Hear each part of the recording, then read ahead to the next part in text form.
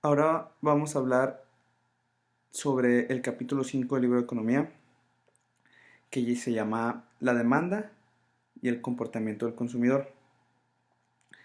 Y bueno, cada día se implican muchas decisiones respecto a la manera en que asignamos nuestro dinero y tiempo escasos, ¿no?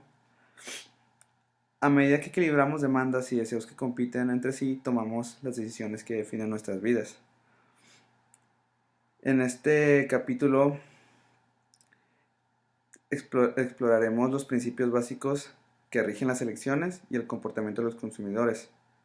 Veremos cómo pueden explicarse los patrones observados de la demanda de mercado mediante el proceso bajo el cual los individuos persiguen su conjunto preferido de bienes de consumo. Y también podremos aprender cómo medir los beneficios que cada uno de nosotros recibe por participar en lo que viene siendo una economía de mercado. Y bueno, lo primero que vemos aquí es la teoría de la elección y la utilidad. ¿A qué nos referimos con la palabra utilidad?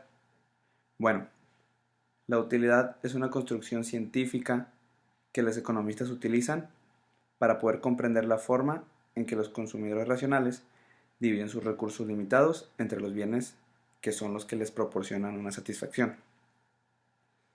Y bueno, dicho esto, también tocamos el tema de la utilidad marginal y lo que es la ley de utilidad marginal decreciente.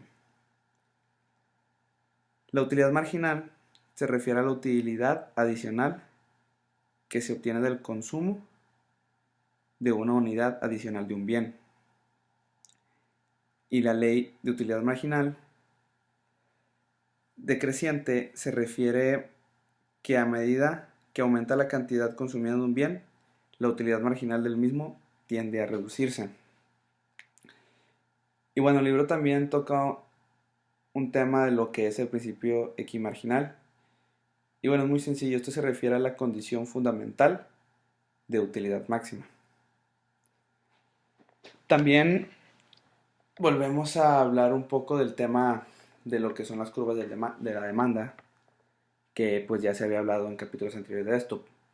Y bueno, para entender un poco más las curvas de la demanda del mercado, es bueno decir que estas son las suma de las demandas individuales a cada precio.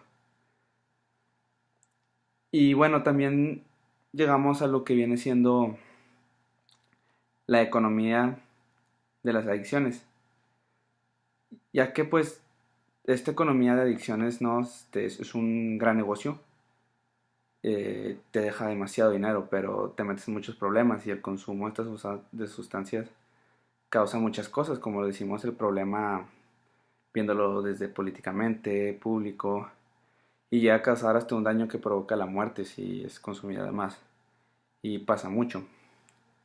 También es importante definir qué es el excedente del consumidor, y bueno, esto es la diferencia entre la utilidad total de un bien y su valor total de mercado, ¿no? Y bueno, también se habla sobre el análisis económico de la adicción. Y bueno, en una economía libre de mercado el gobierno generalmente le permite a la población decidir qué comprar con su dinero. Siempre las personas van a tener derecho a elegir qué es lo que van a hacer con su sustento, con su dinero. Algunos pueden adquirir autos, otros casas costosas. Y bueno, suponemos que saben qué es lo mejor para cada quien. Por eso el gobierno respeta las preferencias. Y bueno, en algunos casos, muy raros de hecho, el gobierno decide colocarse por encima de las decisiones adultas privadas.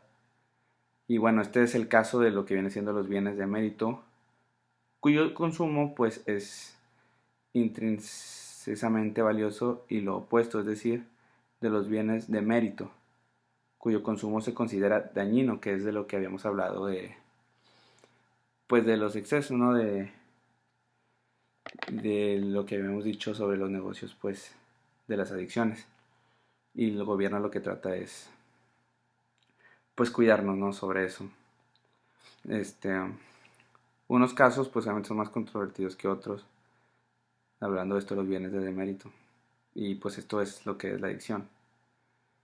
Este, Y bueno, pues como ya hemos dicho, el consumo de estas sustancias da origen a problemas importantes, este, muy grandes, y los prejuicios a los consumidores están alrededor de 450,000 muertes prematuras al año. Y lo que el gobierno quiere hacer, pues con esto del análisis económico de la adicción es bajar todos esos números, ¿no? Y bueno, de todo esto se habla en este capítulo 5.